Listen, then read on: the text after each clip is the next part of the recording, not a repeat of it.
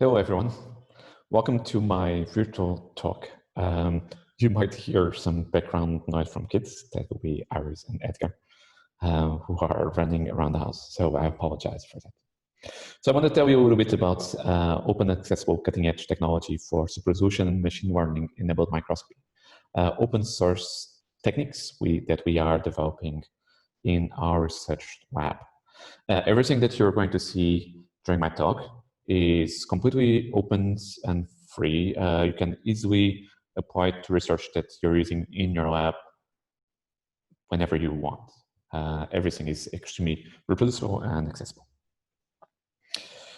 So this small graph represents a little bit some of the resources that we have created in our lab. In orange, I am highlighting the ones that I'm going to talk to you a little bit about today, as we won't have time to cover it all. And the reason why I have these two friends here is that most of the tech that you're seeing here is actually enabled by GPUs, the same graphics cards you use for computer gaming. The only thing that we're doing is we're repurposing their capacity for image analysis at the end. And if you follow this link, you'll find all the information that you need about these resources. So I'll start by talking a little bit about super resolution, which is the field that we are mostly focused on. And so let me tell you a little bit how single molecule laser microscopy and stochastic single molecule localization works.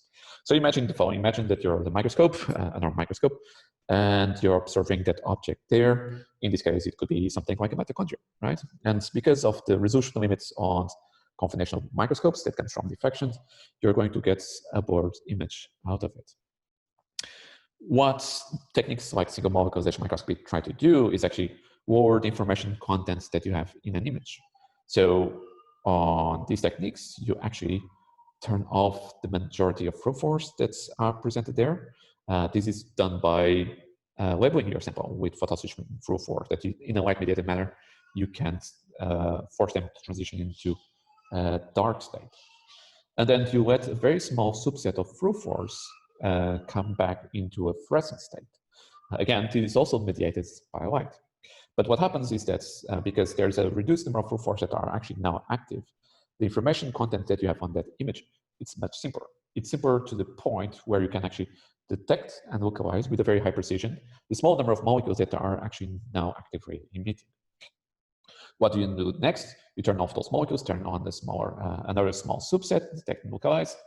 And if you cycle through these several images where you're activating and deactivating molecules, detecting and localizing each one of them, you'll end up having a reconstruction of your sample, which has a much higher resolution than what you were observing at the beginning. So these are the basis for many techniques like Palm, Storm, DNA Paint, and so forth. Okay, so there is also a little bit of a problem with this because what you're relying now on is a large number of images with very few molecules present in them. And if you want to recapitulate the position of all the molecules that are presently labeled in your sample, you might need to acquire thousands to hundreds of thousands of images. And these will take time, which means that it's also not very compatible with live cell imaging.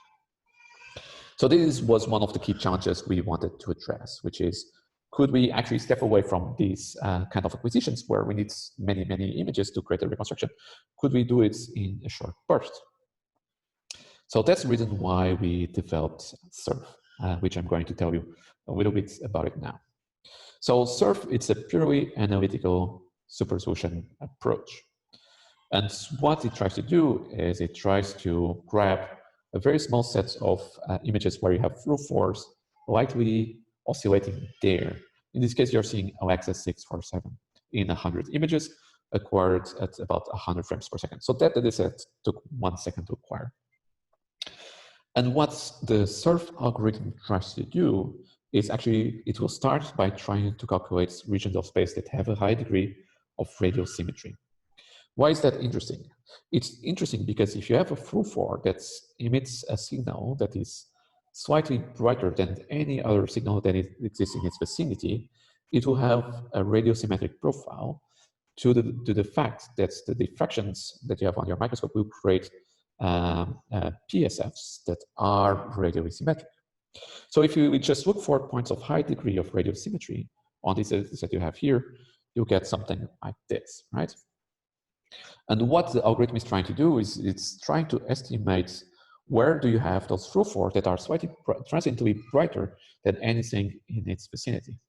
Now, the problem is that there are also a lot of false positives there, because even noise in a completely random way can present a radially symmetric profile. And that's a little bit what you see here, for example. There aren't any fructores there, but there's a little bit of signal happening there. Now, what's interesting is that the signal from noise is uncorrelated in time. What that means is that the signal that you have on a pixel, which comes from noise, has very little to do with the signal that you're going to get on the next time point, which also comes from noise. But the signal that comes actually from fructores that are oscillating has a tendency to be self-correlated. So if I just start projecting temporal correlations on the data that I see there, what I'm going to do is I'm going to get back structure, which has actually a higher resolution and dampens down noise and represents the structure that you'll see there in diffraction. Now, you have to be a bit wary of the super resolution image that you start seeing now here, because the information that you have here, while it represents the same structure that you see on the left, the meaning of the signal is completely different, because the signal that you have here on this diffraction limited image actually correlates to a large degree with the number of fructores that you have there, because the brightness that you have is the number of photons that were locally detected, and the number of photons that were locally detected is somewhat proportional to the stoichiometry of fructores that you have locally in that region of space. The signal that you actually have on the super resolution image corresponds to the algorithm capacity to find correlations on oscillating fructores. So it has a little bit of a different meaning, and therefore it's a little bit harder to relate this intensity with the stoichiometry of fructores you might have on your sample. So keep that in mind. Now, why is this interesting? Well, for a very dead and fixed cell, you don't really care, because you can take as much time as you want to image that sample. So you could actually just use conventional Palm, Storm, and some of the best algorithms that exist out there to take those individual fructores. But for a living cell, when you're trying to image really fast and have very few images that capture those oscillations, and when you're put much less illumination into your sample, you can do something like this. In this case, we're creating a surface reconstruction of the data that you see there on your left. And while the resolution improvement isn't as high as you would get on a fixed cell image by Palm or Storm, what you do get is that you can continuously image the sample for over 30 minutes without any meaningful sign of either photo bleaching or photo damage to the sample. So try to think the last time that you saw a super resolution movie that was continuously imaged for more than 2 minutes. There aren't that many approaches out there that are able to achieve this. And this is some of the regimes where SURF actually does a really good job. All right, now keep in mind that SURF is trying to do its best job at trying to predict what is the underlying structure that you have on your diffraction limited images. This means that it is also prone to defects. And we've been working quite a bit on this. So you see here Romans here down, and he's been working on a new version of LiveSurf, which will come out sometime in the near future, we hope. And it provides super resolution images with considerably higher quality than what we did with the original SURF algorithm. The images are much more linear to the first image. You are going to get much less structural merging, and the overall quality that you get is much higher, as you can see by the error maps that you get here, for example, that are calculated with Squirrel and another algorithm that I'm going to tell you about in a few seconds. So, do you believe me? And the correct answer should be not completely. As I was telling you, SURF and actually any super resolution method which relies on a non-linear algorithm between first super resolution is prone to artifacts and defects. So it's all about trying to understand what's the quality and fidelity of the image that you get and how much information can you retrieve within those defects. These can be small or large, and that needs to be taken into account as you quantify that data. So we created Squirrel, an algorithm that calculates the quality and fidelity of super resolution images.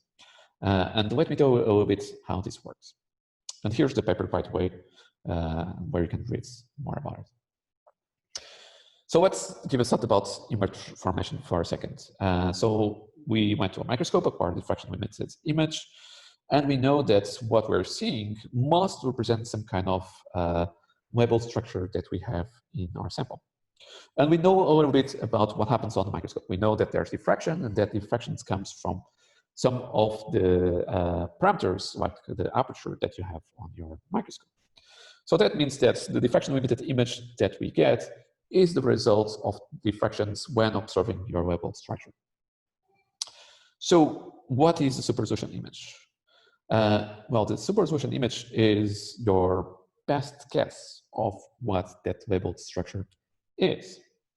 And as such, there must be a resolution loss function that if you apply to that super resolution image, it will create an image that has a high degree of similarity to the diffraction limited image you would get on a microscope. However, if that super resolution image contains defects, as you're seeing here, when you apply that resolution loss function, the result image that you get does have the similarities to the diffraction limited image you get on the microscope. So that means that if you compare those two images, the diffraction limited image that you get for free when you use a normal microscope, and the resolution loss image that you get from your super resolution image, those similarities will get you where you actually have errors on your data. So let me show you these being applied. Here's a wide field image, and here's the equivalent super resolution image. And by eye, I would say that the super resolution image actually looks like close to perfect, right? However, what happens if we actually calculate an error map with Squirrel? Well, what Squirrel actually tells you is that the quality of the image is not homogeneous throughout the field of view. And there's areas that are pretty good, and there's areas that are a little bit problematic, which is what you see there in bright green.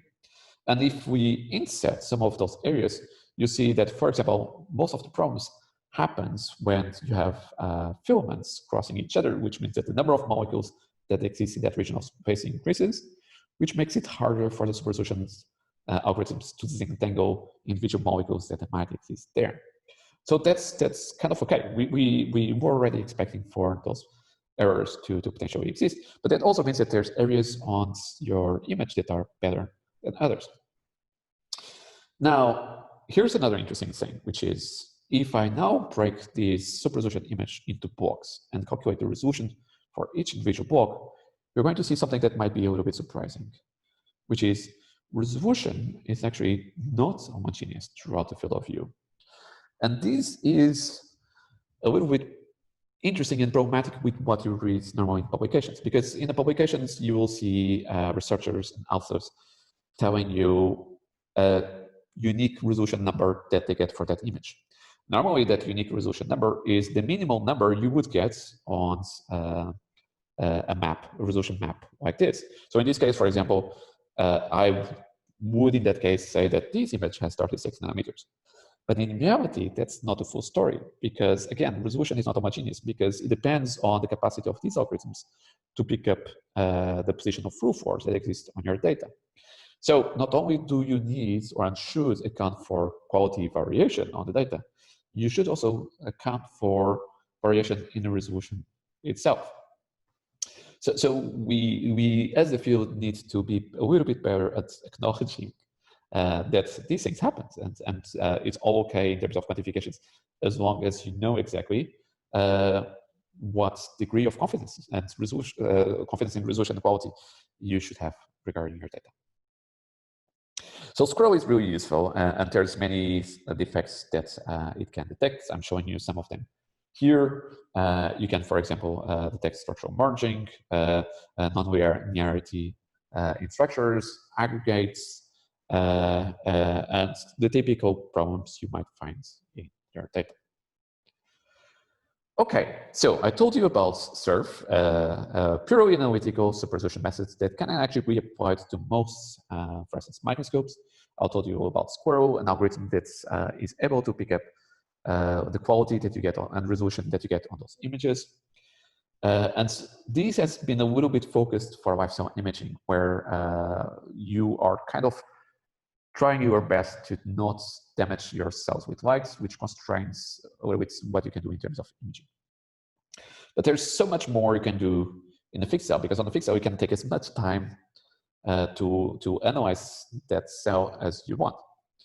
So we're wondering about this. How can we take the best of both worlds, image a sample that is both alive and dead? While that's impossible, what you can do is you can actually image the transition between both. And our way to do that is actually through microfluidics. As I told you, we like to do everything open source and accessible to everyone. So we actually used Lego to do it. So you have the picture of Christophe here, who has been our major collaborator on what you're seeing. And I think we did something really interesting with this project and with him. Okay, so you're seeing here Pumpy, which is a strange pump array, fully controlled by the microscope, which is really inexpensive. And it can be built in Lego, which means that a 14-year-old kid can actually build it if he or she wants to. So here's the paper, in case you want to follow it up. So what can you do with it? Well, the first thing that we showcased is that you can do live-to-fixed imaging, right? So in this case, for example, I'm going to show you a movie. And here we're just doing high-low on this sample, and we're going to switch into surf mode, which allows us to get a little bit of resolution enhancement. And we then trigger the microfluidic system, Pumpy, to automatically fix and label the sample, which allows us, without moving the sample out of the microscope, to then directly collect a storm dataset, which will take minutes to acquire. But what we have now is a dataset which has a temporal history of live cell behavior with limited resolution coming from SURF, which upon fixation allows us to get much higher resolution on what we see. And now, because we actually have a fixed sample, what we can actually do is label for 1 through 4, and with the strange pump array, we can actually use techniques like complete photobleaching of that through 4, allowing us to relabel the sample for 2 other proteins, which we're doing here, and then applying the DNA paint, and then strip out that label for other proteins, super resolve it. And the nice thing is that this is actually theoretically unlimited on the number of different proteins we can image. So although I'm showcasing here 5, I could pretty much do small-scale proteomics on this sample, while having the benefit of actually having the temporal history of its behavior up to a certain time point. So the nice thing is that since it's Lego, there's many people that already reproduce the system out there, and I think there's that is making a few labs quite happy. Okay, so I told you about a little bit of software that we've created, hardware with Pumpy. What about probes? So we wanted to see if we could create probes that were very much within the ethos of open source. And here's what we've come up with, and we call them super beacons. I'll tell you a little bit about how super beacons work. Here's the paper in case you want to follow up on what's going on. So super beacons are actually based on marker beacons. Marker beacons are just DNA strands where you have on this end a stem part that self-hybridizes and makes these kind of hairpins. The interesting thing is you can melt that stem, which will make the 5' and 3' ends, which in this case are created by a through 4 and a quencher. They will be able to get away from each other. So when you have a hairpin configuration, the quencher is in contact with the through 4, which will almost completely quench the fluorescence that you have there. So also the probe is dark. And when the probe opens up, you actually have the quencher away from the through 4, which will allow the through 4 to emit light. So these probes were originally created as sensors for oligonucleotides. But what we've done is that we've tried to make loop parts that hybridize almost with nothing on a cell. And with that, what we just do is we redesign a little bit their structure in a way so that at room temperature, you have a probe that is unstable. So it's constantly switching between an open state and a closed state. So what it means is that if we now bind this probe to something like a DNA, something like an antibody, you will see the probe blinking, which is what you're seeing here. So in practice, we have a mechanical way to induce photo switching now. And this mechanical way is fairly insensitive to the illumination intensity that you put in. So for example, you could expect similar photo switching kinetics independently of the microscope that you're using. It also means that I can use very low illuminations to get them to photo switch, which makes them actually quite appealing for live cell imaging. And here, I'm just showing you what happens to these three probes here. On that movie, what you're seeing is that at a certain stage now, I'm adding formamide to the environments that's where the probes are. And formamide will actually induce the probes to mostly be on an open state. So that means that you see the majority of probes that are actually decorating the cover slip. Before we actually add the formamide, you just see the probes blinking on and off. So we started using them for imaging, which is what you see here. Hold on, there's my daughter here.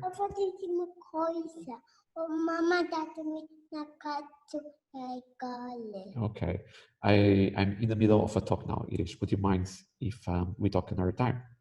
Yeah. Okay, so I need to finish the talk, okay?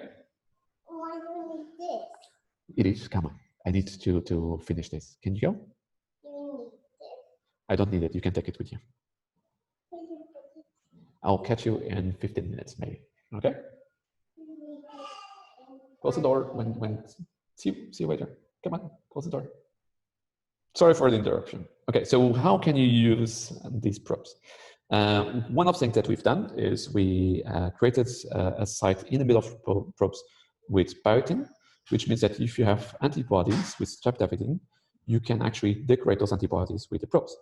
We used this, for example, to image IFIDM3, which you're seeing here, where on the right, you already see the super resolution image that you can get with the super pickets. The interesting thing is that these probes are pretty much primers. You can just order them and directly bind them against antibodies if you want to.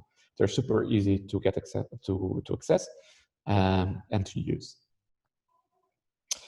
All right, so let's go to the last part, which is zero-cost deep learning for microscopy. And here's the paper in case you want to read it. On this part, I also wanted to particularly acknowledge the Jack May laboratory, who has been there at full time helping us build this up. And this project is really a 50-50 contribution from both labs, with the help of many other collaborators also that you see named here. So let's talk a little bit about how one can use deep learning in microscopy. So generally, when you use some kind of image analysis algorithm that is not machine learning or deep learning based, you start with some kind of input image. You apply that algorithm, which has a known routine, which gives you some kinds of results, as you see here. And just to give you an example, this could be, for example, a noisy image. And the algorithm would denoise the image based on some prior knowledge that developers and that you as user given the algorithm, which gets you a denoised image. So what machine learning algorithms generally do is, instead of having known routines, which is already established, what you actually do is you feed the algorithm pairs of images, one being the type of images which will be used as an input, and one being type of resulting image that you want. In this case, what I could actually do is show the algorithm multiple images of how a noisy image looks like and the equivalent non-noisy image. These could be me simply going to the microscope and acquire two images with different exposure times or illumination intensities. And it's very easy to get these kind of pairs. But what I'm going to do is I'm going to show a few tens to hundreds of these images to the machine learning algorithm. And the algorithm will actually try to learn an internal model which maps one type of image with the one on the left into the image on the right. And once the algorithm actually learned this model, what I can do is I can show now an input image, and the algorithm will predict how the equivalent paired image would look like. So in this case, without knowing much about the noise of the image itself, but collecting images that are noisy and less noisy, I can actually get a machine learning algorithm that's learned how to noise it. Great, there's a lot we can do with this. The major thing you have to, however, now understand is that there are two stages to these kind of algorithms. There is a training stage where you show many images, and the algorithm tries to understand how to create a model that maps one type of image to another type of image. And once it's learned this model, you can go to another stage, which is prediction, where the algorithm doesn't need to learn anymore. The only thing that you do is you give it an input image, and then it predicts what would be the equivalent paired image. Training takes a lot of resources, and it's really hard. The reason why this is because the algorithm is trying to find its internal structure to actually understand how to do this pairing. And inference, it's much easier because the algorithm already learned this. It's only applying whatever it's already learned into a new image and giving you the prediction. Okay, so to give you a sense, this, for example, is a training set that we use for example, the noising, and to really show you that you need quite a lot of images to train these kind of algorithms. Okay, I gave you the noising example, but there are many types of machine learning algorithms out there, and the majority of them follow these kind of paired image rules, right? Where you show pairs of images and it learns some kind of model that will translate one type of image to the other. However, it is not really very accessible to most researchers because you need dedicated computational resources, really powerful GPUs to do these kind of calculations. And you also need a little bit about knowledge about how to set these neural networks up. And this is the thing that we've tried to tackle with zero-cost deep learning for microscopy. Here, what we actually are doing is we're using free resources provided by Google to make deep learning much more accessible to researchers that are not necessarily experts in any way in machine learning. So here's how it is done. You need a computer, almost any type of computer, as long as it is a browser. What you're going to be able to do is with a browser, you need to be able to transfer into Google Drive some training data and some data you want to analyze. Don't forget, you get actually free storage with Google Drive. Now, once you have your data in Google Drive, you can actually open some of our Google Colab notebooks. And what these Google Colab notebooks are is that they pretty much provide you a graphical user interface that is extremely self-explanatory and simple to use. You need no coding skills to actually run them. And these notebooks will actually run on a service given by Google called Google Colab. Pretty much Google gives you access to a free GPU to run your data on it. All done in the cloud, right? The only thing that you have is data that you need to transfer and a computer with a browser. So the first thing that our notebooks allows you to do is to train the neural networks to be able to infer data based on the type of data that you're going to give the algorithms. Once training is done, you can actually start predicting some of the results that you want to get. And I'm going to show you some of kind of predictions that you can't do with zero-cost deep learning for microscopy. And once you have a trained network and you start feeding it data, you can pull results from the clouds back into your computer. Now, what's interesting about this? Zero-cost deep learning for microscopy pretty much provides you free cloud-based access to GPUs using Google Colab. It has a simple user interface, which means you don't need to know coding. It's really meant for cell biologists to use the system. And it's a single platform for training, prediction, and quality control. And I'm going to emphasize quality control here because we took quite a bit of time to make sure that you had quality control measurements in place to guarantee that you could assess how good the data is that you're getting out of those networks. Okay, so we've pretty much implemented some of the most popular neural networks that exist out there. These have been developed by other labs. We've pretty much made an interface for them and optimized them to use Google Colab. And all of this is exposed on our wiki. You can just go there, almost press a single button, the open in Colab. We also provide example data sets, which you see there on the bottom. And it's easy for you to learn how to use neural networks using these interfaces and start using your own data. So to give you a few examples of you can do with this. These are some of the tasks we've implemented. I'm just going to run this because it's a movie. So the first task you're going to see is segmentations. For this, for example, you have UNet. UNet can grab either fluorescence or EM images to segment them. We've implemented StarDist. StarDist was designed to optimally detect cell nucleuses labeled, for example, with TAPI. You can do denoising, and in this case, you're seeing noise to void running. You can also use CARE for image restoration. CARE is definitely one of the most popular algorithms out there, and you can run many different tasks aside from restoration.